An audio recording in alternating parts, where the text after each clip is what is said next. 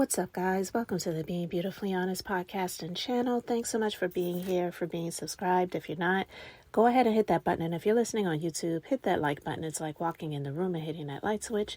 Let's brighten up the place and get into this conversation. Listen, I've never followed the Breakfast Club. I've seen clips, and there may have been a few episodes of an interview that I may have watched, but I want to get into the psyche of djenvy because, listen, I feel like his goose is cooked. It may not be up just yet, and I'm not wishing any harm on him. So for those people who are fans of his and they want to separate him from all of the madness that's going on right now, listen, the fact of the matter is this situation, if it were not for him, I don't believe that it ever would have gotten to the heights of what it got to. I'm not saying that cesarpina was not capable, shall we say. Obviously, he's capable of committing crimes because that is his history, right? But I don't believe that he would have been capable of getting to the heights of the amount of Ponzi, shall we say, that has been committed if it were not for djenvy's involvement. And I don't care how much he tries to, do the moonwalk and back away from this situation. He had the platform. He had the name. He facilitated a lot of this. And I don't care if he lost money. I really don't.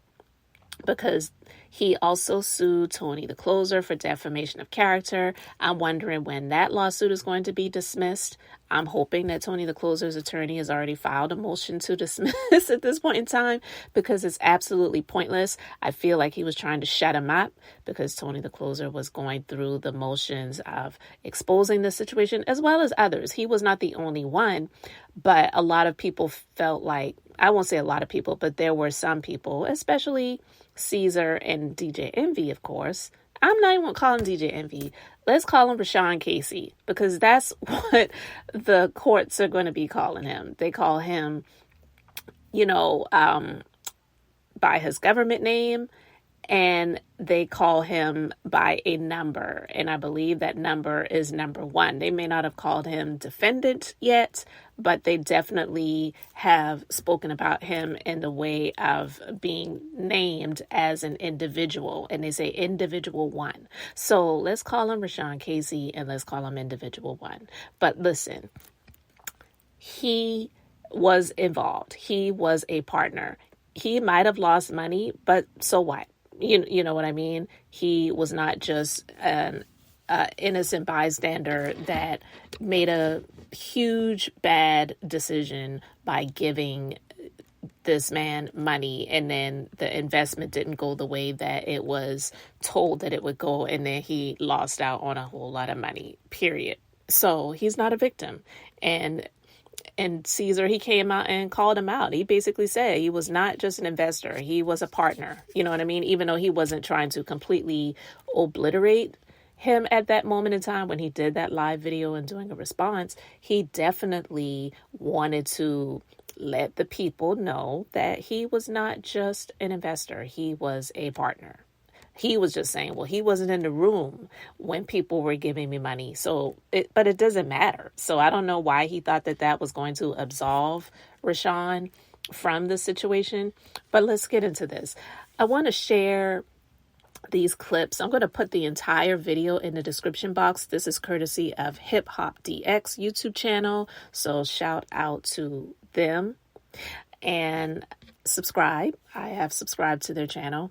But listen, I want to share this because, like I said, I never followed the Breakfast Club.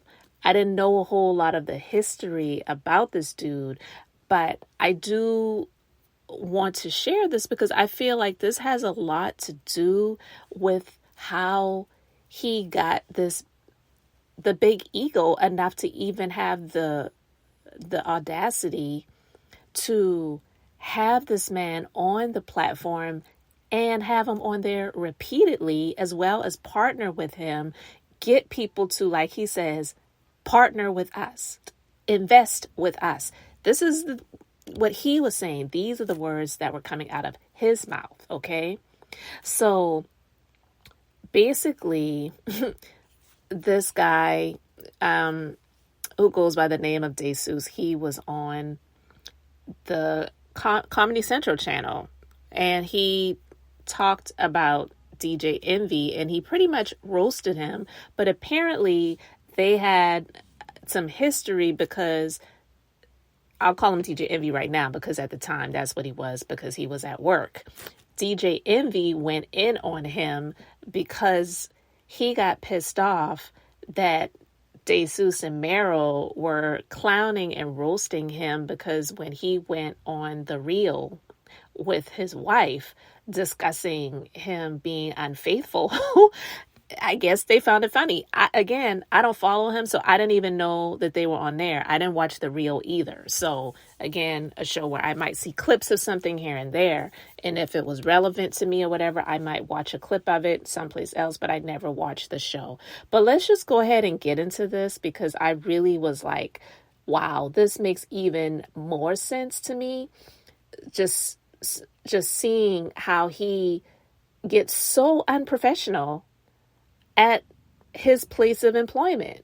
I don't care if the Breakfast Club is a ratchet place. It kind of is, but I still don't believe that it's a place for him to be able to air out his personal grievances with guests of the show at that point in time, because we saw him do this more recently with Tyrese. You know what I'm saying? So let's just go ahead and get into this.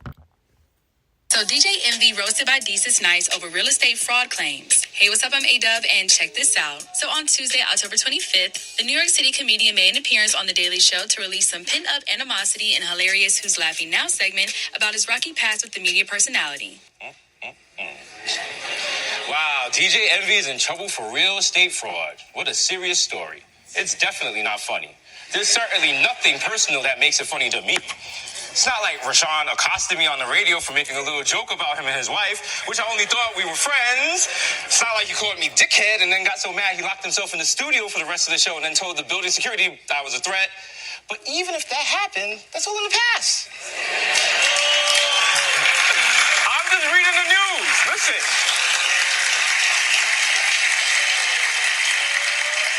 Apparently, the news is DJ Envy might go to jail for an alleged Ponzi scheme flipping houses in New Jersey. That's not hilarious. It's tragic, because he's just a DJ. There's no way he could have known he might have been involved in a Ponzi scheme, right? When I first got into real estate, I called 3 people. I called Clue, I called Fabulous, I called Joe Budden. Joe Budden told me it was a Ponzi scheme and I was going to go to jail. That clip is not funny. We are not laughing at this. We're also not asking who's the dickhead now. I'm being serious. Look at these spectacles. This could have happened to anybody. Whenever I'm doing financial transactions, I also get advice from Joe Button, Fabulous, and DJ Clue. Oh my gosh.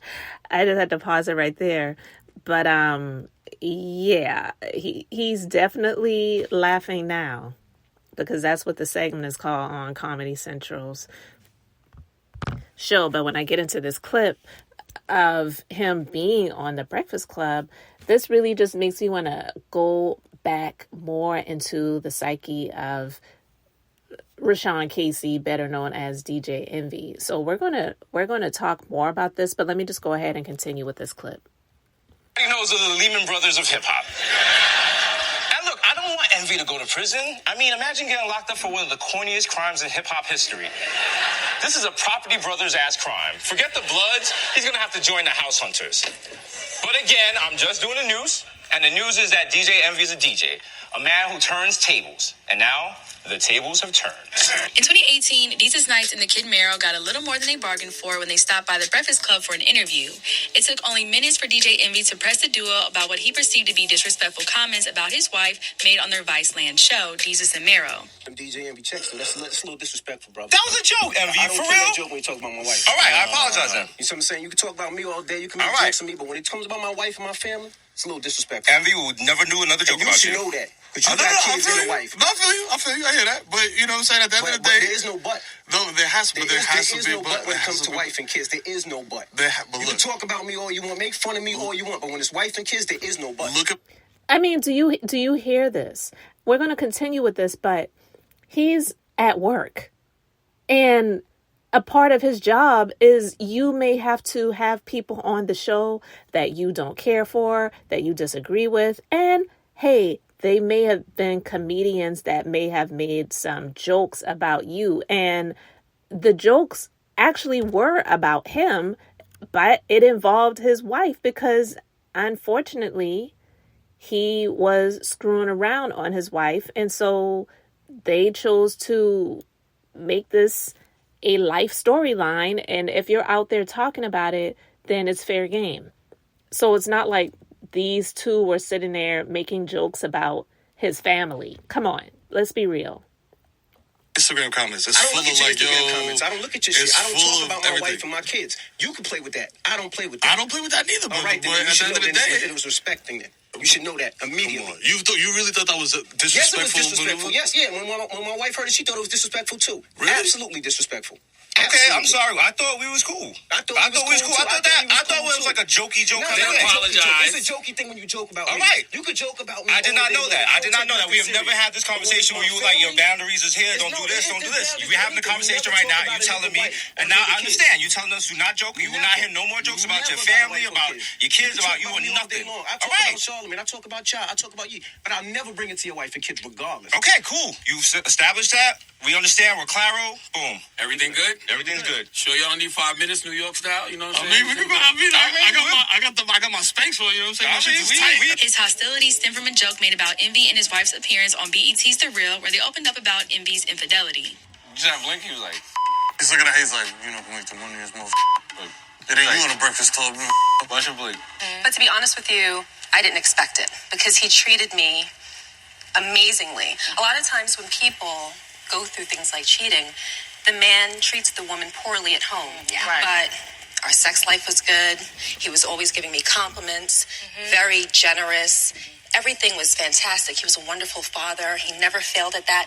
I really didn't see any red signs. He's like, damn, you lying as hell. You lying like a motherfucker for me. I appreciate you, queen. Any red signs. Wow. And when I found out, for me, I knew that it was going to be over. Because my entire life being with him, that was my hard line. Yeah. That's the line you don't cross. Yeah. So when I found out, I hired a divorce attorney. Wow. I even began to prep my kids. And How do you prep your kid? Your daddy ain't shit. So this is not them talking about his family, talking about his kids, even talking about his wife.